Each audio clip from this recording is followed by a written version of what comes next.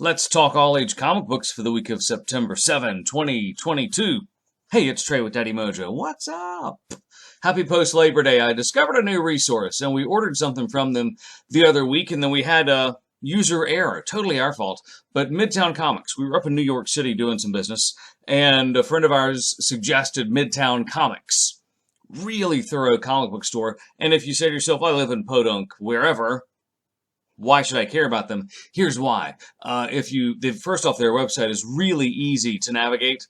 Every comic that you purchase is bagged and boarded, and they've got the new weekly releases. And for those parents who are kind of just checking things out, and you're like, you know what? I don't want my child to see anything that's a little too risque. If there's an image that is a little more on the adult side, that's a bad example. If there's an image that's on the more adult side, it'll be X'd out. And it'll say, sorry for adults only. So you'll see images that are appropriate for teens and up, but it has all of the major books that we release here. It's just in a slightly different format. Plus, they've got a really thorough back catalog. I was looking at some weird war issues from the early 70s, and that's what we meant to have purchased, but our trip to New York was curtailed, and it wasn't as long as we thought it would be. Bummer. But it's a good resource, midtowncomics.com. It's a great resource to use even if you don't live in New York City or in the tri-state area up there. Really impressed with their website. We still do some stuff here, of course, Previews World, and our local comic book store sends us an email every week with all the new books, and what we're looking at here is some of the new all-age comic books. That's stuff that's going to be great for those elementary school kids and up. Without further ado, here's a fabulous graphic novel, Gustav Henri, Space-Time Cake, from Red Comet Press. This is a publisher I am not familiar with, but I love the vibe of it, and it's got that classic middle elementary school all the way through middle school timeless vibe about it, because you got Opposites Attract, humorous graphic novel series. This is the first one. It says, okay, publisher has faith in it, so it's going to be great fun. A lot of, I'll call it just goofy science fiction fun. That's a beautiful way to put that in there. We look forward to checking out Space-Time Cake from Andy Matthews and Peter Thomas, Gustav, and Henri. You could just call it Henry, but you know, it's got that I at the end, so you gotta figure maybe it's Henri. Mais oui. Up from Insight Editions. This is a great publisher if you're into gift books. And gift books are, wow, they are a tricky thing, aren't they? Because we've covered some gift books here that are, whatever, like $16 for 6 pages of a pop-up book that really doesn't do much. Some pop-up books, like the ones from Matthew Reinhardt, wow, that's next level stuff. But in this case, it's a I'll call it a collectible holiday book from Insight Editions. Batman Returns, One Dark Christmas Eve. It's the Tim Burton era Batman, the 30th anniversary of Batman Returns. So it tweaks that story from Tim Burton's Batman Returns with a Christmas Eve story in an all-age format. Let the cuteness begin. Ivan Cohen, J.J. Harrison got the words and art on that. I look forward to. I haven't seen this, so I don't know the pages. So I'm not thinking it's a board book per se, but it's probably on thicker than average paper. Like I'll call it cardboard paper, but not board paper. So it's not baby-proofed, if you follow what I mean. Of course, Tuttle Publishing. Are you familiar with Tuttle Publishing? Well, if you're a Japanophile, or even a Southeast, an Asian, if you like Asian culture, over in like a Thai, Korean, Chinese culture, Japanese culture, I speak well, I do, then Tuttle Publishing really needs to be on your radar, because they have some of the best books out there that are really specific and do a deep dive into those cultures. My Travel in Japan, a comic book artist's journal. Essentially, Audrey Nicklin has always wanted to visit Japan.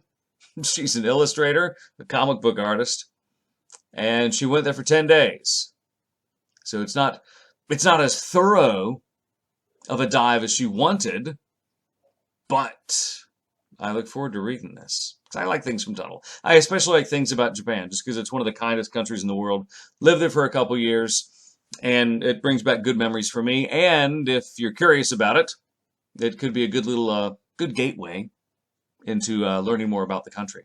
My travels in Japan from Tuttle Publishing. Having said that, if you're down with any Asian country, check out Tuttle Publishing because they do a good job on anything like that.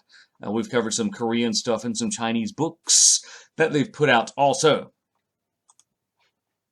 This was one of our favorite comic books when it was coming out regularly. Marvel Comics, Moon Girl, and Devil Dinosaur. This one collects the final 10 issues of that run. Did it go to 50? You know, I'm not sure as I say that, but this collects the very close to final issues, 37 through 47 for the. Is this a typo? For $14, $14 for those issues makes you feel like a sucker if you bought them issue by issue, but. If you didn't, good on you, because it's a great chance to catch up on a really cool story. And if you look at the series, if you know the series, it's going to be on Disney Plus soon. It's just fun. It's wacky. It's a little irreverent, but it's just irreverent enough in the way that kids will like it, and not at all irreverent in the Deadpool vein of comic book irreverence. This is completely great for middle elementary school kids all the way up, and especially because of the titular heroine. It's going to be great for those girls. Plus, it's just silly fun, and Moon Girl always has, not always, sometimes, she has a superhero pop in there just to kind of, boom, make things go. And if you go to your comic book store this week, you will see Moon Girl teaming up with Avengers, X-Men, and a couple others in some one-shots.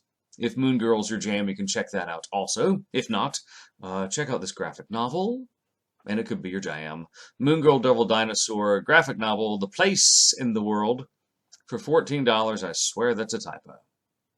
But run with it and get it from Previews World if you can, or Midtown Comics. See how much it is there. Graphic novels are a fabulous way for kids to learn to read. I had a great interview with someone. We're editing the interview right now, actually. A paleontologist at DragonCon, and it was neat because I mean, you think yourself paleontology. What I mean, I was out of my depth intellectually. We just talked about what kids can learn from it, learn from his field, and what they can do. And his takeaway was read, read, read. That's a really long intro to say that graphic novels are a fabulous way for kids to learn to read. Some parents and some educators are like, don't read this, read that, or read complete chapters, or only read this. And there's a point where kids have to read, and they have to read. They have to be able to read. Maybe, and we tell our son this all the time. We say, you don't have to read, but you have to be able to read, because there's a time in your educational career where you are going to read to learn. And by now you should have learned to read, and the end is nigh. Right now you are reading to learn. So jump on the train, my brother. Cupcake Diaries. It's a graphic novel.